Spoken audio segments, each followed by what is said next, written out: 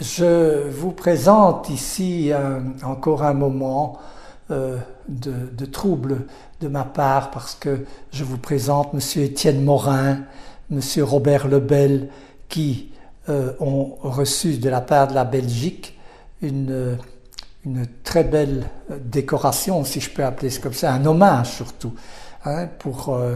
Ce sont nos héros en fait. Malheureusement, Robert Lebel nous a quittés le 6 juin 2008.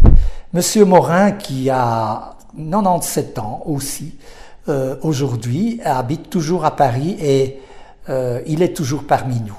Il ne peut plus se déplacer parce que l'âge étant, mais voilà, il est toujours parmi nous. Et Monsieur Morin était aussi un lieutenant français qui n'était pas chariste, mais il travaillait dans les services de renseignement, communication, et voilà. Monsieur Morin était un homme tranquille. C'était un artiste aussi. Malheureusement, comme il m'a souvent dit, j'ai été prisonnier 5 ans, très très loin en Silésie, quelque chose par là.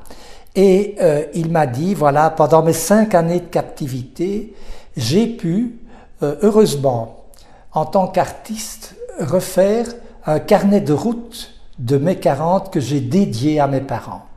Alors, vous allez me dire, mais comment se fait-il que M. Morin, en étant prisonnier dans un camp de militaires, prisonnier militaire, a pu faire ce livre comme ça d'une grande beauté, d'une grande finesse. Étant prisonnier, on se dit, mais il n'avait pas quand même pris tous ses fusains et son encre de Chine avec lui. Eh bien non, il m'a raconté qu'il avait eu beaucoup de chance, vous vous rendez compte, sa modestie.